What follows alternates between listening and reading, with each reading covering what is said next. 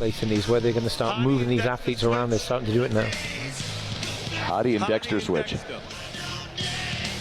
Well, I got to tell you, William and Steve switch. Hadi, I believe, is in the conversation. These judges are going to play with us right now. They're not going to give away this show by going 1, 2, 3. Like, you know what I mean? We're not going to figure it out right away. But I mean, I keep coming back to what Brandon is bringing. He's probably one of the more improved bodybuilders over the past 5 years.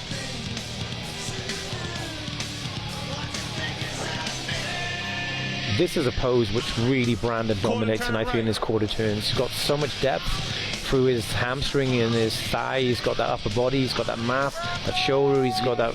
And to see the width difference between William and Hadi, we were talking earlier, this is where Hadi really is bringing it to William Bonac. So now we got to look next to Hadi over at Brandon, who Hadi is right there.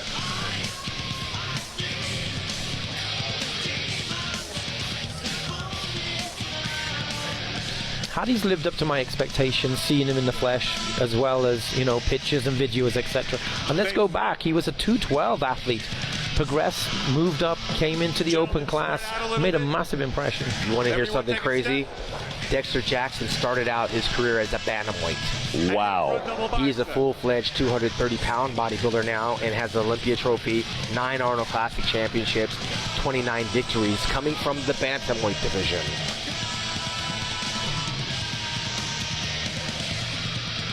Front lat spread. And it looks like the veteran Dexter Jackson has actually improved in the last 20 minutes between the first round opposing. Yeah, I actually believe that Dexter is battling it out with Rolly Winkler for 4th place.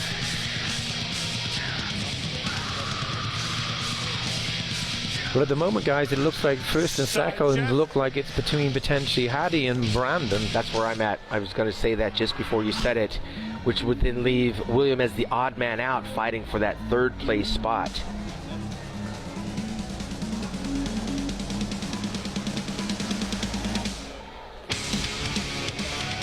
Who would have thought, Neil, about 3 years ago that we'd be talking about Hadi and Brandon Curry potentially posing down for the Olympia title? But this is what it's about. So this is supposed to be an international sport for everybody, and unfortunately, obviously, with issues between countries, it's forced the gentleman away from having the chance to prove himself as a true Olympia competitor, and he's really made a great impression here. Him and his coach, Harry Rambod, they've done a great job. Guys, I gotta say, I love the open title this year, and I love the fact that it is just wide open to who brings their best. Well, let me tell you, the whole weekend's been great, Tim. I mean, what Dan Solomon has done with Tamer El Gundy producing the show, and Dan Solomon presenting this competition and bringing his entire crew and staff here together.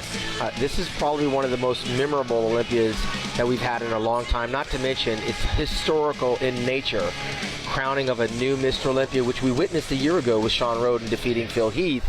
This one has a little bit more suspense and hype to it, because these are guys that were never supposed to win the Olympia. These are guys we weren't going to be talking about as a Mr. Olympia winner, and now they're in the conversation. In addition to what Dan Solomon and his team and Tamer have done, 650 plus competitors for the amateur Olympia this weekend. Massive show. I think that's the biggest one that they've had. And again, what I was saying earlier is, like, 6 months ago, Hadi didn't even know if he can get a visa to come into the country. And you got to train through that, hoping that you get it. Can you imagine he looked like this, and a week ago they tell him no visa? We would have one of the best bodybuilders in the world sitting back home. And it would be a whole different dynamic we're talking about tonight. Now, Neil, what was that switch we just saw with Dexter and William? Yeah, to me that tells me that the number 1 and 2 is definitely the battle between Hadi and Brandon, just because of the situation. Otherwise, you would put William potentially in the middle of those two and put him in the center and compare him between those two athletes. And if first, second, and third in no order is those 3 athletes, then they're totally different shapes and structures. Look at them. Well, don't be surprised if Dexter Jackson pulls up into 4th place. Yeah. Because he's made better improvements than Rolly did overnight. I believe I firmly got Steve Kuklo in 6th. Hadi's shoulders and arms were just bursting off of each part they're supposed to be. Well, you know what? If he doesn't win the contest, he's already won the country. what he's done in his first Olympia right now is significant and will be talked about for years to come. Brandon, and Hani. There it is. And let me tell you something, they're not giving them a chance to rest. You know why? Right now, this is where you earn your money. They're giving $400,000 away. You better get back out there, and they've got to fight for it. If you come out there thinking this is going to be a walk in the park, somebody, look at the look on Brandon's face. He's like, I'm ready for this. You got to fight for every inch of space on this stage. So this is your top 3. And guess what? None of them are over 5'7". The last guy to win that tall was Dexter Jackson in 2008. It's been 11 years. Brandon Switch. Well, we know that top prize is $400,000, but second and third, $150,000 and $100,000 respectively. Steve Weinberger's playing with us. He's got them all moving around like a magic act, not letting anybody get comfortable in their positioning. I definitely feel that Williams had an injury on his right quad. Well, I can tell you, that didn't slow him down because a year ago he was a little bit watery and he wouldn't have been in this lineup. I believe he was 4th last year, yes? Yeah. Yes. And he is the benefactor of not having a Sean Roden and a Phil Heath and a Big Ramy in this competition, because the injury, however slight or even noticeable, he's still going up against a 49-year-old in Dexter Jackson that didn't bring his A game, and a potentially injured Rolly Winkler who's slightly off too. William was actually 5th last year. Brandon was 4th. Oh, yeah, okay. With Rolly in 3rd. Either way, he's the benefactor. William is the benefactor of certain circumstances involving the other athletes right now. And it just goes to show you, you can't put on a show unless you actually show up. And it's a hard road to get to Mr. Olympia.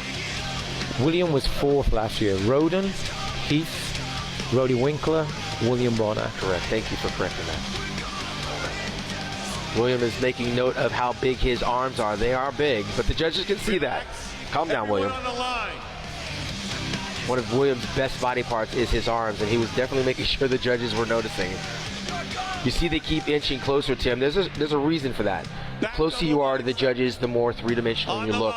But they are smart enough to keep them in the best lighting, to have them on the line so that no one has an advantage. Okay, now, I just saw an earpiece on Hadi Chupan. Yes, he's had difficulty hearing for quite some time. A lot of people are trying to he looks like he's trying to read your lips. He doesn't speak English. And so what do? We talk louder, thinking he will understand, but he's got a hearing impairment. That's a phenomenal pose for William. Any rear pose, he is unbelievable. And personally, me, I have him winning the rear poses.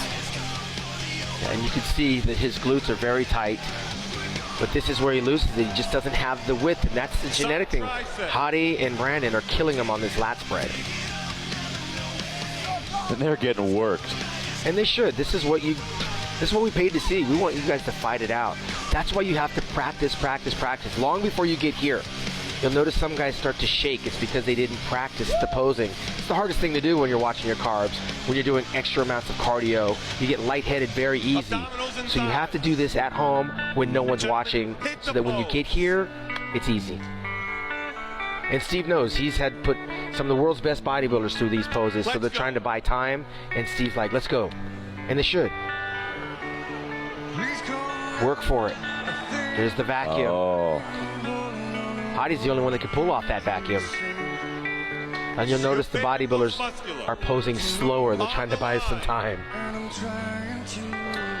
I personally feel that Williams made some good changes. I feel he's harder, he's drier.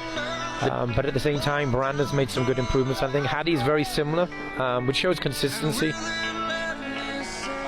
I think that Brandon, as he poses, he's breaking a slight little sweat, which gives him that sheen. Thank you, gentlemen. Back in line. That was a great top 3 right there. They didn't move Brandon from the center.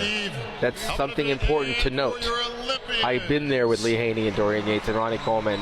That's significant to note as we go into the next phase.